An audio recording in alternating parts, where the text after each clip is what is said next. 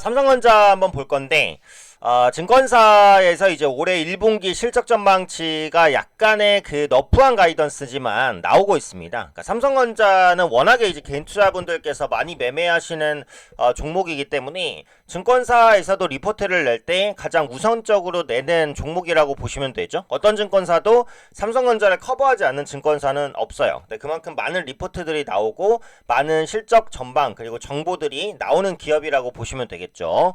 그래서 1분기 실적에 대한 전망들을 각 증권사들이 어떻게 하고 있는지 제가 몇 군데를 취합해서 중요한 의견으로 이제 한번 모아봤는데 크게 이제 두 가지 정도로 나뉩니다. 그래서 나뉘는 방향성은 일단은 이렇게 두 가지 시각인데 4분기 수준과 비슷할 것이다라는 시각이 있고요. 그 다음에 소폭 개선될 것이다라는 시각 이렇게 두 가지 시각이 있어요. 그래서 실제로 이제 1분기 실적을 까놓고 보면 이 두 가지 중에 한 가지라고 생각이 돼요. 그렇다면 4분기 대비해서 올해 1분기가 더 크게 나빠질 가능성은 거의 제한적이다. 네, 이 정도로 봅니다. 일단은 그 4분기 수준에 미칠 것이다라는 근거들을 한번 보면 올해 1분기에는 DDR4 가격 하락 본격화 그리고 DDR5 가격의 하락 개시 HBM 출하량의 정체에 따라서 DRAM ASP가 6% 하락하고 낸드 ASP는 10% 또는 그 이상의 낙폭을 보일 것으로 추정한다. 결국은 반도체 업황이 계속해서 1분기에 안 좋을 것이다. HBM까지 포함해서 그럴 것이다 라고 추정을 하고 있고요. 계절적 수요 감소와 고객들의 재고 축적 축소에 따라서 메모리 반도체 출하량은 전분기 대비 증가하기는 조금 어렵다. 반면에 이제 1분기 비메모리 부분은 가동률 부진이 이어지고 있지만 작년 2분기에 있었던 일회성 비용 청산 효과에 따라서 적자가 일단은 좀 감소할 것으로 보여지고 있고요. 고가 신제품 스마트폰 출시 효과에 따라 동사의 영업이익은 개선될 것으로 예상된다. 이 부분은 제가 밑줄을 쳐놓을 건데 왜 밑줄을 쳐놓는지는 이따가 좀 말씀을 드릴게요. 결론적으로 이제 4분기 수준에 불과할 것이다라는 시각은 반도체 업황이 조금 안 좋고 계속해서 HBM도 출하량이 조금 정체될 것이다 라는 이제 분석들. 다만 비메모리 부분의 적자는 좀 감소를 하고 신제품 스마트폰 출시 효과에 따라서 믹스 개선은 가능할 것이다. 요 정도로 일단 4분기와 비슷한 수준일 것이다. 4분기와 비슷한 수준일 것이다 라는 말은 뭐예요? 한 6조 원대의 이제 영업이익이 머물 것이다. 요 정도의 시각이라고 보시면 되겠죠.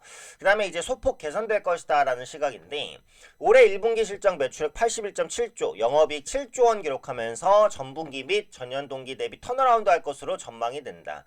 그래서 4분기 수준에 머물 것이다라는 전망에서 영업이익 6.5조 원 정도를 전망한다라고 보셔도 되고 소폭 개선은 7조 원 정도로 전망이 된다라고 보시면 돼요. 그럼 실제로 양시각의 컨센서스는 6조 원 후반대에서 형성돼 있다라는 거고요. 전분기 그리고 전년 동기 대비 턴어라운드 할 것으로 전망이 된다. 갤럭시 S25 출시에 따른 세트 사업의 수익성 개선과 에이직 고객들로부터의 HBM 판매 확대에 따른 D램 부분의 실적 성장을 각각 예상하기 때문 HBM에 대한 시각에서는 약간 차이가 있는 것을 알 수 있고요. 올해 1분기 스마트폰의 출하량과 ASP는 각각 6천만 대 340달러를 기록하면서 MX 사업부의 분기 실적 성장 견인 그리고 HBM은 브로드컴과 AWS의 에이직 고객들로의 판매 확대가 지속되면서 D램의 ASP 상승과 수익성 개선을 이끌 전망이다. 그래서 D램 전망에 대해서도 약간 다른 시각을 알 수 있고요. 파운드리는 여전히 부족하긴 한데 이나노 공정의 신규 고객을 확보하기 시작해서 중장기 실적 성장에 대한 기대감을 높이기 시작했다. 그러면 이제 양사의 시각 중에서 가장 갈리는 시각은 뭐냐? 반도체 업황입니다. 디램이라든지 낸드가 부진하다는 것은 양쪽 다 동일하고 있지만요. HBM 출하량이 정체될 것이다라는 전망이 있고 HBM이 계속해서 판매가 괜찮을 것이다라는 전망이 있어요. 이 두 가지가 크게 갈리는 시각이다라는 거고 공통된 시각은 여기 밑줄 친 부분입니다. 신규 스마트폰 출시 효과에 따른 실적 개선입니다. 여기도 갤럭시 S25 출시에 따른 세트 사업부의 수익성 개선을 말하고 있기 때문에 양시각 모두에서 스마트폰 출시 효과는 일단 긍정적일 거라고 봤어요. 그래서 그 부분도 일단 참고하시면 될 것 같아요. 어느 시각이 맞을지는 현재로서는 알 수 없지만 이 두 시각에 대한 컨센서스를 잡자면 6조 원 후반 정도로 1분기 영업이익이 나올 가능성이 있다라는 부분을 기본적으로 염두에 두시면 됩니다. 자, 그래서 기존의 컨센서스 8조 원대는 뭐 얼토당토 않고 6.5조 원이 형성이 됐죠. 1분기 6조 원 후반대라고 한다면 자, 보수적으로 봐서 6.5조 원이라고 해볼게요. 단순히 1분기, 한 분기의 영업이 6.5조 원, 네, 곱하기 4를 해보면 6, 2, 12, 6, 3, 13이 네, 26조 정도가 나옵니다. 한 해 영업이익이.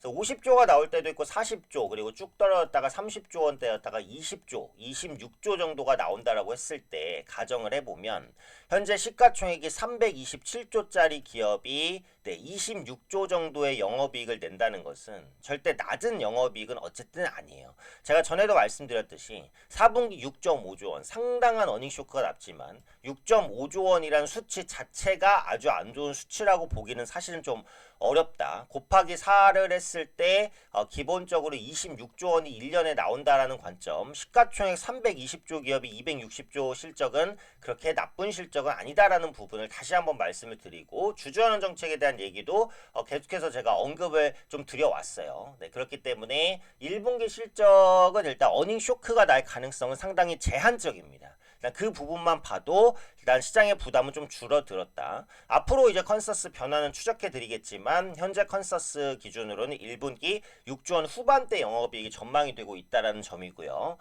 앞서 이제 말씀드렸던 대로 그 갤럭시 스마트폰, 신규 스마트폰 출시에 따른 효과는 있을 것이다라는 주장은 공통된 의견이었어요. 근데 요즘에 이제 눈여겨볼 부분이 뭐냐면 두께 전쟁입니다. 여기 보시면 오늘 나온 기사 중에 아이폰 17 에어, 갤럭시 S25 슬림보다 더 얇게 나오나, 애플 측도 그렇고 삼성 측도 그렇고 얇은 스마트폰 출시 전쟁이 갑자기 붙었어요. 그러니까 기능으로 고도화하기가 좀 어려워지고, 고도화된 기능으로 인한 신규 수요가 정체가 될 가능성이 있기 때문에 이제는 그립감이라든지 디자인으로 다시 한번 승부하겠다라는 겁니다. 그리고 기술 발전으로 인해서 스마트폰을 좀 더 얇게 만들 수 있게 됐고, 얇은 스마트폰을 마다할 사람은 없겠죠.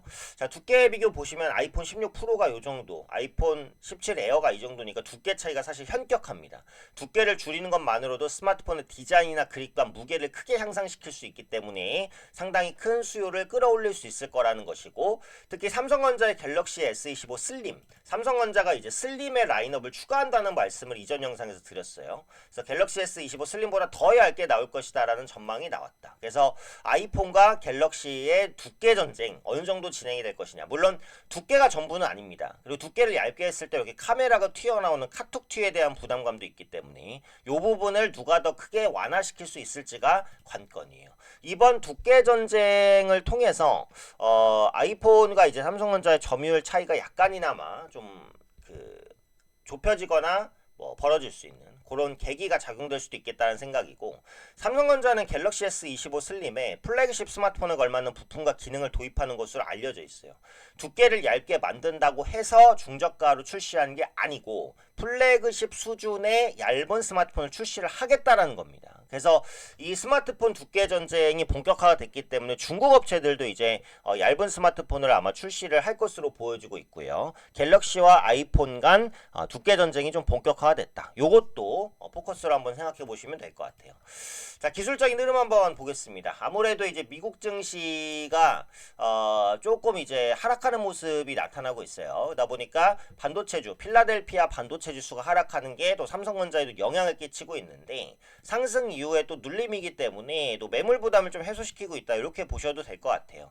저점을 높여가는 흐름 자체 기조에는 변함은 없기 때문에 여기서 추가적인 조정이 나온다고 해도 53,000원 단에서는 충분히 지지를 받을 수 있을 것으로 생각을 합니다. 네, 20일 이평선 현재 걸려 있는데 지키지 못하고 내려올 수도 있지만 이 올라가는 상승 추세 정도는 밟고 다시 갈 가능성이 높다라고 보니까 중장기적 관점에서는 계속해서 홀딩 관점을 말씀드리고 싶고, 만약에 신규나 추가 매수 타이밍을 노리셨던 분들이라면 이번 주에 이제 지지받고 반등을 할 것 같아요. 그래서 이번 주에 한번 신규나 추가 매수 타이밍을 또 노려볼 수 있지 않을까. 어차피 단기적으로 매매하는 종목은 아니기 때문에 중장기적인 시각으로 계속해서 가져가시는 전략을 말씀드리고 싶고, 오늘은 이제 1분기 실적 컨센서스 변화와 스마트폰 두께 전쟁에 대해서 한번 체크를 해봤고요. 추가적인 삼성전자 이슈도 계속해서 올려드리도록 할게요.